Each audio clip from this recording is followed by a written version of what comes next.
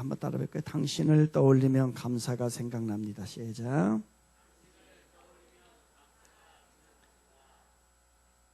저보고 하지 말고요. 옆 사람 보고 정중하고 또 우아하게 한번 해보세요. 당신을 떠올리면 감사가 생각난다. 시작. 당신을 떠올리면 우라통이 터집니다. 그게 아니고 감사가. 한 여자아이가요, 아주 지독히 가난한 가정에서 태어납니다. 태어나 보니까 그의 어머니가 미혼모였어요. 미혼모인 그의 어머니는 자식을 돌볼 여유가 없겠지요. 아니, 마음이 없는 거죠. 아니, 이 땅에 소망이 없는 거죠. 그래서 자식을 돌보질 않습니다. 어쩔 수 없이 이제 할머니가 그 여아이를 키우다시피 하게 되죠. 겨우 자라서 14살이 됩니다. 이 14살이 되었을 때 엄마에게 드리워져 있던 그 어둠의 그림자가 이 여자아이에게도 드려지기 시작합니다. 어느 날 14살 때 이 어린 나이에 삼촌에게 성폭행을 당하게 되죠. 14살짜리가. 그런데 공교롭게도 그 성폭행으로 인해서 이 14살짜리가 임신을 하게 됩니다. 그는 아이를 낳을 수밖에 없었습니다. 그래서 아이를 출산했어요.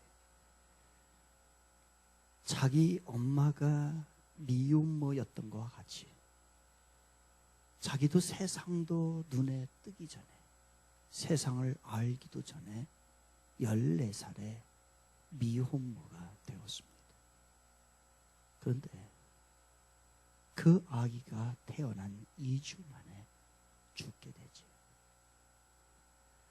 아무리 어린 나이여도, 아무리 어린 나이에 아기를 낳았지만 여러분, 모성애라는 게 있는 거 아닙니까? 이 모성애가 있기에 그 슬픔은 이루 말할 수 없었습니다. 살 수가 없습니다. 그래서 결국 그 14살 먹은 미혼모는 마약에 손을 대기 시작합니다. 그래서 마약을 하죠. 집을 가출합니다. 그리고 마약을 하며 하루하루를 지옥과 같이, 이게 지옥이나 라는 마음으로 그러한 삶을 살게 되죠. 몸을 방치시킵니다. 자기 몸을 방치시키다 보니까 이 몸이 107kg가 되게 됩니다. 107kg. 겨우 한 5년을 살았습니다. 하루하루 지옥 같은 세월을 5년을 살고 19살이 되어서 처음으로 취직이라고 하는 것을 하게 되죠. 그런데 그 취직을 하고 처음으로 취직한 그 직장에서 좌천을 당하기 시작합니다. 일을 못한다는 이유로 좌천을 당하죠. 그녀의 인생은 어떻게 되었을까요?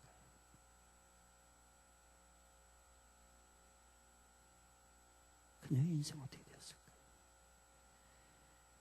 그녀가 좌천되었을 때에 그는 이렇게 생각을 합니다.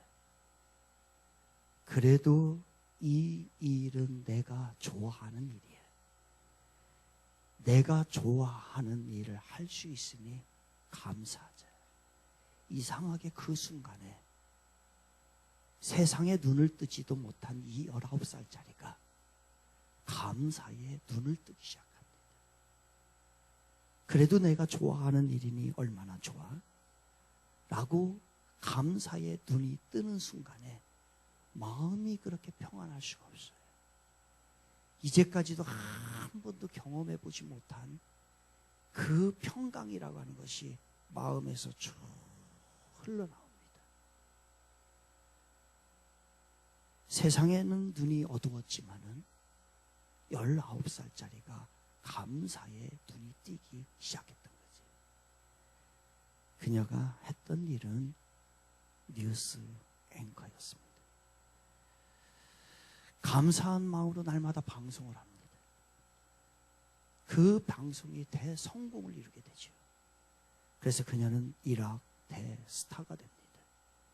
그녀가 바로 여러분이 잘 알고 계신 토크쇼의 여왕 오프라 윈프리입니다. 그 그녀의 토크쇼는 세계의 130여 개국의 사람들이 시청을 하게 되고요. 그녀는 에이미상을 30회나 수상하고 TV 아카데미 명예의 전당에 이름도 올리게 됩니다. 그녀의 지금의 재산은 1조가 넘습니다. 그녀를 이렇게 만든 것은 감사의 눈이 뜨는 순간에 인생이 달라져 버렸어요. 오프라 윈프리는 지금 세계에서 가장 바쁜 사람 중에 한 사람으로 뽑힙니다. 그럼에도 불구하고 그는 하루도 빼먹지 않고 하는 일이 있다고 합니다. 빼먹지 않고 하는 습관이 있는데 그것은 날마다 감사의 일기를 쓴다는 거예요. 날마다 감사의 일기. 감사의 위력을 알았기 때문에 날마다 감사의 일기를 씁니다. 그러면 그녀는 무엇에 감사를 했을까요? 아마 이런 것들이 아닐까요? 1조의 재산을 가지게 되어서 감사합니다. 세계적으로 유명한 사람이 되어서 감사합니다. 오늘도 좋고 넓은 집에서 살 수 있으니 얼마나 감사한지 모릅니다. 오늘도 비싼 차를 타고 일하러 가고 사람들부터 인정받으니 얼마나 감사한 일입니까? 날마다 고급 호텔 레스토랑에서 맛있는 음식을 먹을 수 있으니 감사합니다. 아마 이런 것이 아닐까요? 남들이 하지 못하는 것에, 남들이 가지지 못하는 것에, 남들이 부러워하는 것에 감사하지 않았을까요? 그러나 그녀의 감사는 이런 목록들이 아니었습니다. 그녀의 감사 목록은 이런 거였어요. 하나님, 오늘도 거뜬하게 잠자리에서 일어나게 해 주셔서 감사합니다. 유난히 눈부시고 파란 하늘을 보게 해주시니 너무너무나 감사합니다. 점심때 맛있는 스파게티를 먹게 해주시니 감사합니다. 얄미운 짓을 한 동료에게 화내지 않고 참게 해주셔서 감사합니다. 좋은 책을 읽었는데 그 책을 쓴 작가로 인하여 감사합니다. 이런 것들이 오프라 윈프리의 감사했던 거예요. 아주 사소하고 아주 평범한 것에 감사하면서 살고 있었다는 겁니다. 그녀는 오늘도 이런 것에 감사를 하고 이런 감사 일기를 쓰고 감사의 목록을 남기고 그러면서 멋진 하루하루를 살고 있는 것이죠. 여러분 무엇에 감사하십니까? 다른 사람이 가지지 못한 것이 내가 가지고 있기 때문에 여러분 의시되면서 감사하고 있습니까? 다른 사람이 먹어보지 못한 음식을 나는 먹어보았기 때문에 감사합니까? 남들이 나를 보면서 부러워할 것이니까, 이렇게 잘 나가니까 부러워할 것이니까 그것을 인하여 여러분 감사하고 있지 않을까요? 제가 엊그저께는 우리 최사랑이라고 하는 자매에게 숙제를 하나 내줬어요. 감사절기도 됐고 있기 때문에 이 아이에게 어떤 마음을 가지고 있나. 첫째는 아빠에게 감사한 것을 써봐라. 10개를 써봐라. 또 두 번째는 하나님께 감사한 것이 있냐, 그거 써봐라 했더니 아빠에게 감사한 것 중에 이런 걸 썼어요. 아빠에겐 일이 행복이라서 아빠가 일하게 해주셔서 감사합니다. 날로서 아빠가 가끔 설거지 하는 것 감사합니다. 예쁘게 태어나게 해주신 것 감사합니다. 그 밑에 보면 이렇게 해서 아빠가 가진 몸매를 가져서 팔다리가 예쁜 것 감사합니다. 이 자매의 고백이 하나님 앞에 모든 이가 절 사랑하시는 것 감사합니다. 모든 이가 응원하고 있다고 하신 것 감사합니다. 하나님께서 바른 생활을 하도록 인도해 주셔서 감사합니다. 하나님께서 제 문제를 한마디 문장으로 해결해 주셔서 감사합니다. 제가 보기엔 해결된 거 하나도 없거든요. 그런데 해결됐다. 우리보다 감사한 거예요. 여러분, 인생에 저주받은 사람이 있다고 한다면 그 사람은 어떤 사람일까요? 이 질문에 대해서 근대 일본 작가와 일본의 지식인들에게 가장 영향력을 주었던 우찌무라 간조 선생님은 세 가지를 이야기합니다. 인생에 저주받은 사람이 있다면 이런 사람이다. 첫째는 하나님을 믿고 싶어도 믿어지지 않는 인생. 자, 두 번째, 성경 말씀을 들어도 귀에 들리지 않는 인생. 세 번째, 하나님께 감사할 줄 모르는 인생. 인생 저주받은 인생. 감사를 모르는. 이와 비슷한 얘기가 유대인의 지혜서에 나옵니다. 이렇게 기록이 돼 있어요. 세상에서 가장 현명한 사람은 배우는 사람이며, 세상에서 가장 강한 사람은 자기를 이기는 사람이며, 세상에서 가장 행복한 사람은 감사하는 사람이다. 감사를 모르는 사람은 맞습니다. 저주받은 거나 똑같은 삶이에요. 감사할 줄 아는 사람은 행복한 사람이라는 거예요. 감사는 나를 행복하게 만듭니다. 그리고 나를 건강하게 만들어요. 실질적으로 1998년에 미국의 듀크 대학교에서 이 실험을 했습니다. 감사하는 사람과 감사하지 않는 사람, 감사하는 사람이 7년을 더 오래 산다고 하는 통계가 듀크 대학 연구에서 나왔습니다. 존 헨리 박사는 이렇게 얘기합니다. 감사는 최고의 항암제요, 최고의 해독제요, 최고의 방부제다. 이게 감사예요. 한 버스 기사님이 아침에 아내랑 된탕 싸우고 나왔습니다. 하루 종일 우울합니다. 운전도 난폭하게 합니다. 그날도 운전을 막 난폭하게 했던 것 같아요. 화가 나니까, 풀려지지가 않으니까. 그런데 한 청년이 내리면서 그 기사님에게 이렇게 얘기합니다. 기사님, 안전 운행해 주셔서 감사합니다. 이 소리를 듣는 순간에 이 기사님은 너무너무 행복한 거예요. 더 조심해서 운전을 하고 얼굴이 펴지고 마음과 얼굴이 확 환해지는 그러한 모습으로 변화되었던 거지. 감사는 자신뿐만 아니라 남에게도 행복을 주고 유익을 줍니다. 우리 진심으로 옆 사람에게 한번 표현해 봅시다. 감사합니다. 시작. 황중원 집사님 했어요, 안 했어요? 안 했죠.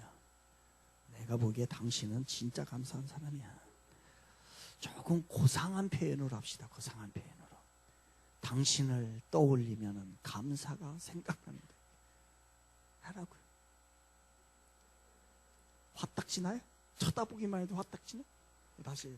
당신을 떠올리면 감사가 생각납니다. 야, 우리 남편을 머릿속에 그리면서 여성분들 이야기합니다. 당신을 떠올리면 감사가 생각납니다.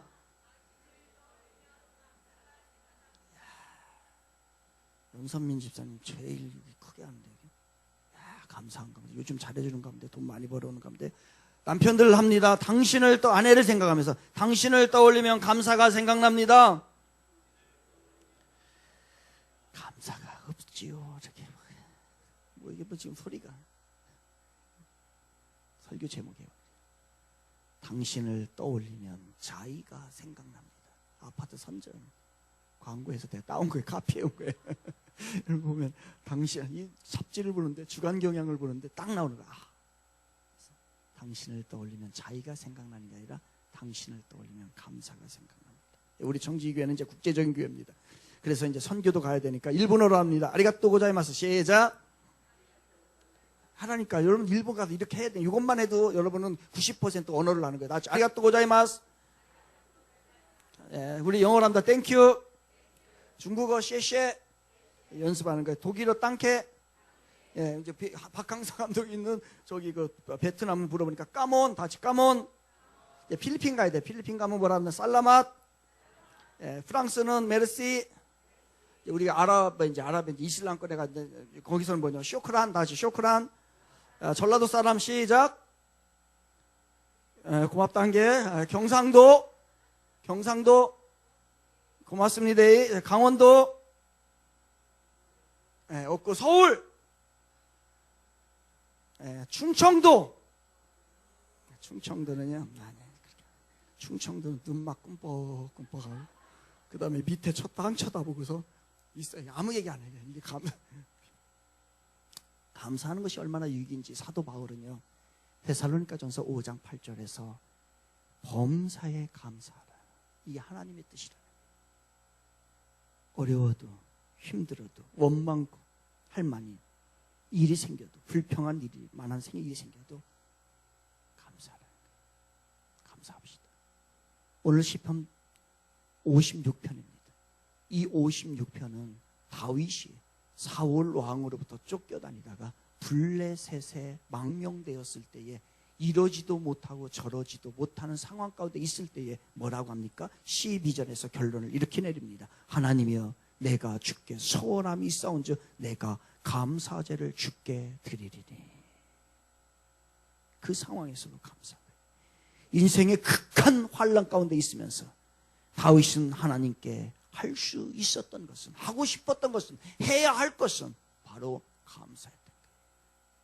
그 다윗이 블레셋에 망명되어서 거짓골을 하고 있으면서 사람들의 눈치를 봐야 하는 그 상황 가운데 그는 그렇게 고백합니다. 하나님 감사합니다. 하나님 감사합니다. 이것이 불평, 짜증이 아니라, 탓하는 것이 아니라 하나님 앞에 감사했던 거지. 그런데 우리는 이게 감사의 유익이에요. 감사가 이렇게 우리에게 살립니다. 나를 건강하게 만들고 나를 행복하게 합니다. 그런데 우리는 이 유익을 알면서도 감사하지 못해. 왜 그래요? 여러분, 당연히 여기면 감사하지 못해요. 오늘 우리에게 이렇게 신선한 공기를 주신 거 당연히 여기면 하나님 앞에 감사할 수가 없어요. 오늘도 이 태양을 주신 거, 이거에 대해서 당연히 여기면 감사하지 못해요. 감사절이라 그런가? 감사의 설교를 해서 그런가? 아침에 일어났는데 문득 이런 생각이 드는 거예요. 덥다라고 하는 것이 아니라, 우리나라에 살아서 봄과 여름과 가을과 겨울을 경험할 수 있으니 얼마나 감사한지 몰라요. 날마다 더워봐요. 날마다 추워봐요. 날마다 또 신선해봐요. 그러니 감사하지 못했던데 이것도 경험하고 저것도 경험하면 얼마나 감사한지 몰라요. 여러분, 옆에 있는 사람이 나와 함께 있다는 것이 얼마나 감사한 일인지 모릅니다. 여러분의 식구가 있다는 것이 얼마나 감사한 일인지 모릅니다. 매일 밥을 먹을 수 있는 것이 얼마나 감사한 일인지 모릅니다. 매일 여러분 화장실 갈 수 있는 것이 얼마나 감사한 일인지 몰라요. 그런데 이 당연한 것인데 너무너무나 당연하기 때문에 우리는 감사하지 못해요. 제가 지난주에 암과 투병하고 있는 한 자매의 어머님으로부터 기도 부탁의 메시지를 받았습니다. 그 메시지는 이렇습니다. 외과 교수님은 아직은 먹으면 안 된다고 하십니다. 그러나 재활 교수님은 아무래도 위가 쉬는 시간이 길어질수록 위 기능이 점점 퇴화될 가능성이 있으니까 어쨌든 조금 먹는 것이 좋겠다고 하십니다. 아마 지금 이 자매의 몸의 상태는 20몇 킬로입니다. 그래서 조금씩 먹어보기로 결론을 내렸습니다. 어제부터 위에 부담이 덜 되는 영양 음료를 200ml 반 캔부터 먹기 시작했습니다. 저녁에 먹지 말고 오후 2시까지만 먹으라고 하는데 한 모금 또 한 모금 삼키기가 어찌나 어려운지 답답한 마음에 이 상황을 알려드립니다. 위에서 내려가는지에 대한 것은 날마다 엑스레이를 찍어서 확인하기로 했습니다. 위에서 고이지 않고 장으로 잘 내려보낼 수 있는 놀라운 능력을 주님께 간구합니다.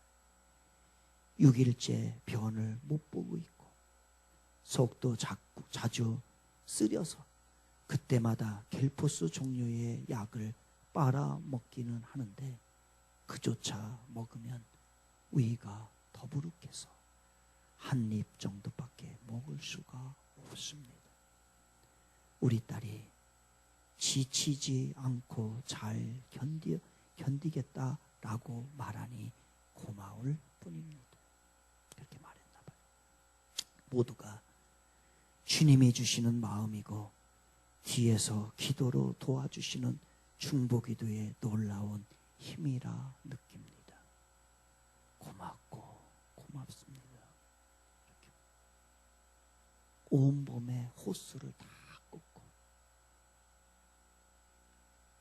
사람이 아닌 듯한 모습으로 오늘 하루를 연명하는 그 자매, 그거를 날마다 보고 있어야 하는 그 어머니의 기도 부탁 편지. 사랑하는 청주교회 성도 여러분, 여러분 한 끼 식사를 마음껏 할 수 있는 것이 얼마나 행복인 줄 아십니까? 이거 잊으셨나요? 이거 너무 당연하죠. 날마다 대변을 볼 수 있다는 거, 소변을 마음껏 볼 수 있다는 거, 화장실을 날마다 갈 수 있다는 거, 이거 얼마나 감사한 일입니까? 우리는 너무나 과분한 욕심을 부리고 있는 것 같습니다. 모든 것을 당연하게 여기기 때문에 감사가 없어요. 평범한 것이 얼마나 감사한 줄 모릅니다. 여러분, 지금 평안하고 건강하십니까? 평안을 주신, 건강을 주신 하나님 앞에 감사하시기 바랍니다. 몸이 아파 약을 복용하지만 견딜만 하고 움직일만 하십니까? 움직일만 하게 하신 하나님 앞에 감사하시기를 바랍니다. 경제적으로 넉넉하지 않지만 살만 하십니까? 이 환경을 주신 하나님 앞에 감사하시기 바랍니다. 죄를 짓지 않아서 여러분 마음이 편하시지요. 다른 사람들과 달리 죄를 따르지 않는 믿음을 주신 하나님 앞에 감사하시기를 바랍니다. 아침마다 일터로 향하고 있나요? 그것이 얼마나 큰 복인지 출근할 때마다 하나님 앞에 감사하시기 바랍니다. 오늘 마음껏 예배 드릴 수 있는 이거 너무 당연한 겁니까? 날마다 하나님 앞에 예배 드릴 수 있음에 감사하시기를 바랍니다. 오늘도 여러분 오시는데 누군가가 여러분을 반겨주셨죠. 나를 반겨주는 사람이 있다는 것, 이거에 감사해야 할 줄로 믿습니다. 퇴근하고 집에 돌아오면 피곤하지만 기쁨으로 맞이해주는 가족이 있다는 것이 얼마나 감사한 줄 아십니까? 17세기 영국 작가 아이작 월트는 이렇게 말했습니다. 하나님이 거하시는 곳은 두 곳이다. 하나는 천국이요, 또 다른 하나는 감사의 영혼이다. 하나님은 원망 불평하는 사람, 그 사람이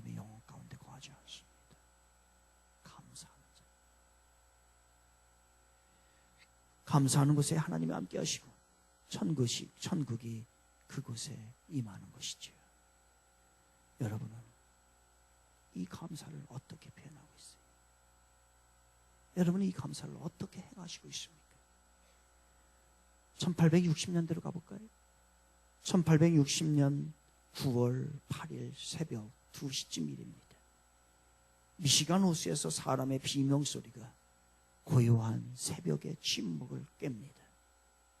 279명을 태운 여객선이 상대방의 여객선과 충돌을 해서 대형 사고가 일어나게 됩니다. 그때에 누군가가 외칩니다. 누구 좀 도와줘요. 사람들이 죽어가고 있습니다. 그때에 그 근처에 대학교가 있었습니다. 그 대학교의 기숙사에 스펜서라고 하는 한 학생이 잠을 자고 있었습니다. 그런데 이 도와주세요 라고 하는 소리에 이 스펜서라고 하는 학생은 깨게 되지요. 살려주세요. 여기저기서 들려오는 사람의 비명소리가 그 호숫가를 아수라장으로 만들어놨습니다. 그때에 이 스펜서라고 하는 학생이 용감하게 호숫가에 뛰어듭니다. 그래서 그는 17명의 사람을 구조를 하죠. 그런데 한 사람도 구조하기 어려운데 17명을 구조하다 보니 그때에 이 사람이 스펜서가 17명을 구조하다가 몸이 상하게 됩니다. 장애를 입게 되죠. 그래서 17명을 구조하고 병원으로 입원을 합니다. 의사의 판정입니다. 당신은 평생 불구자로 살아야 합니다. 그는 17명의 귀중한 목숨을 구한 뒤 온몸이 만신창이가 되었고 그는 자기의 생애 81세를 사는 동안에 휠체어 신세를 하며 살아가게 됩니다. 그가 세상을 떠나기 며칠 전 한 신문 기자가 그 사실을 알고 그를 찾아왔습니다. 그러면서 그 기자가 스펜서에게 이렇게 묻지요. 그날 당신이 구주해준 17명의 사람과 지금 만나십니까? 라고 묻습니다. 그때에 이 81세의 스펜서는 창백한 얼굴로 눈물을 흘리면서 고개를 저으면서 이렇게 말했습니다. 그 17명의 중에서 지금까지 내게 찾아오거나 고맙다고 말한 사람은 단 한 사람도 없습니다.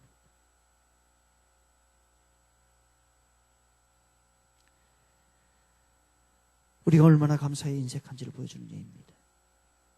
사실 감사는 그냥 나오는 게 아닙니다. 마음으로부터 겉으로 우러나올 때, 보여질 때에 그게 진짜 감사인 거죠. 스펜서로부터 구출을 받은 17명의 사람에게 감사의 마음이 전혀 없었겠습니까? 아닐 거라고 생각합니다. 그들은 아마 구주를 받고 평생을 살면서 시간이 될 때마다 그 이야기거리가 오고 갈 때마다 그 사람들은 스펜서의 이야기를 자주 했을 것입니다. 문제는 그것이 행동으로 즉시 나오지 않는 질 낮은 감사였던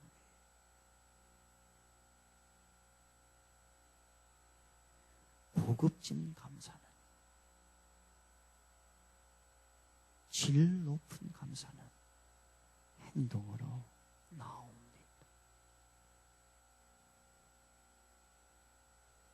순종과 행동으로 열매 맺는 것이야말로 우리 하나님이 원하시는 참 감사인 것이죠.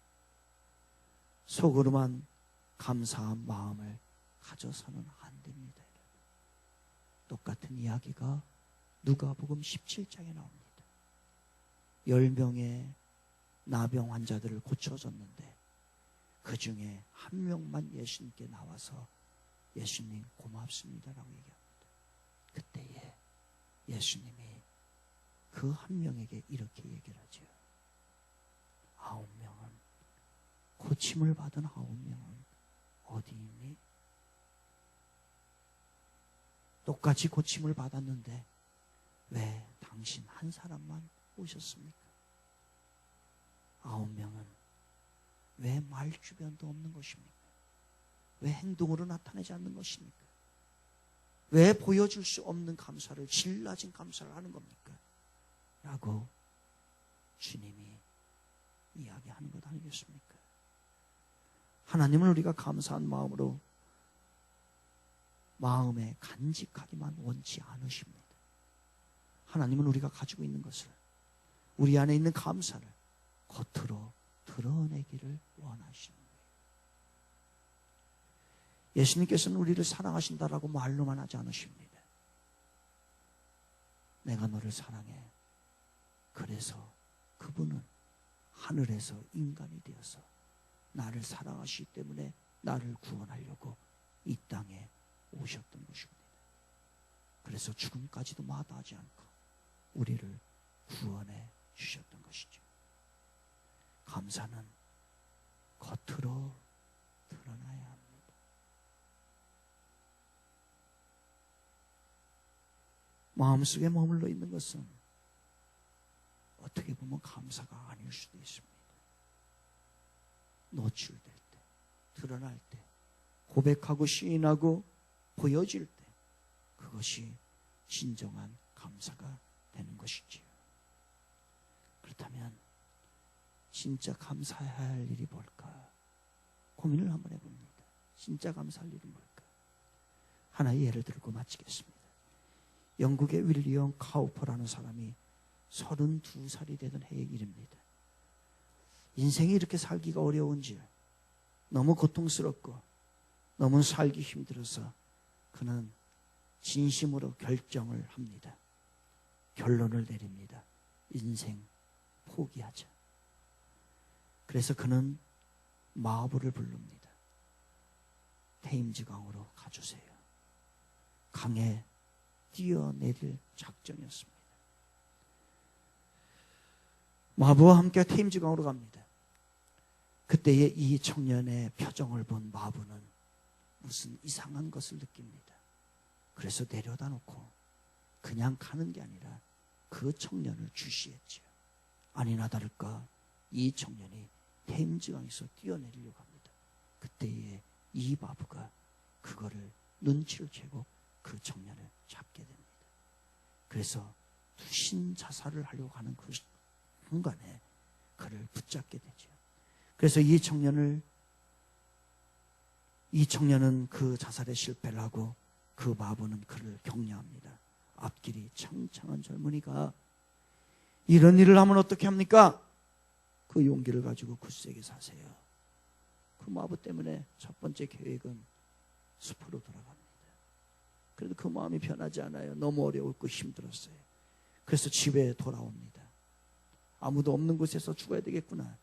그래서 음독 자살을 시도합니다. 그런데 약을 먹고 죽으려고 하는 순간에 이웃집의 사람이, 오지도 않던 이웃집의 사람이 찾아와서 자기가 죽어가는 그 모습을 알고 병원으로 실어다 놔서 그가 살아나게 돼요. 두 번째 자살 시도도 그는 실패를 하게 됩니다.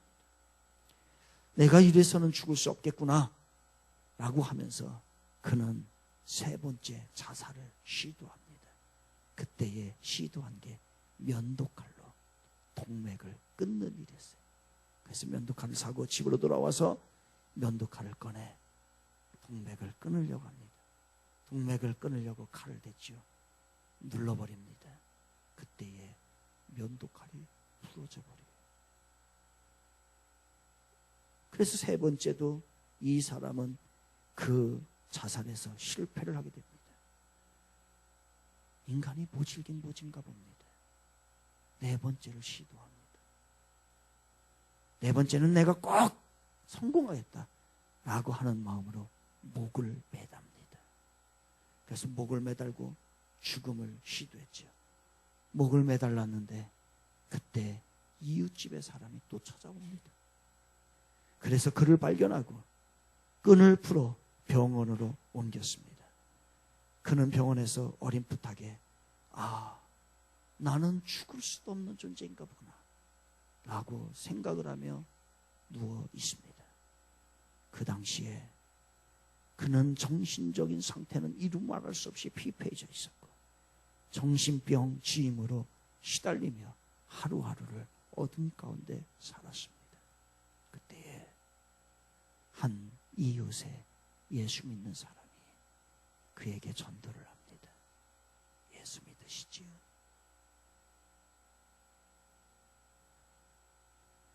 그 이웃의 배려와 손길로 우리 교회 예배 한번 가보시죠. 초청을 합니다. 그래서 예배에 초청을 받아 예배를 드리고 복음의 말씀을 듣고 하나님의 메시지를 듣고 그 순간에 이 하나님의 마음이 그 마음 안에 임하여서 주님을 영접하게 되고 이제 주님을 의지하며 살겠다라고 하는 굳은 마음을 갖게 됩니다. 그리고 이제는 불평하지 않고 감사하면서 살아야 되겠다라고 다짐하며 그는 신앙 고백을 그가 가지고 있던 재주 시로서 표현하기 시작합니다. 그가 지은 찬송가가 60여 개가 됩니다. 그 중에 하나가 258장 샘물과 같은 보혈은 이 찬양이죠.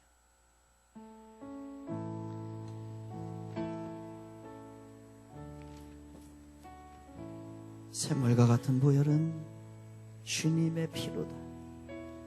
보혈의 죄를 씻으면 정하고 정하게 되겠네. 저 도적 회개하고 보혈에 씻었네. 저 도적 같은 이 몸도 죄 씻기를 원하네. 아마 수많은 일들이 감사한 일이죠. 생각해보면. 그런데 아마 이것보다 감사한 일이 있습니까? 하나님이 우리를 사랑하시고 우리를 죄에서 구원해 주시고 지옥에 가지 않고 천국에 갈 수 있고 오늘도 그 주의 이름을 부르면서 하나님의 자녀라고 고백할 수 있는 것, 이것보다 더 큰 감사가 있을까요?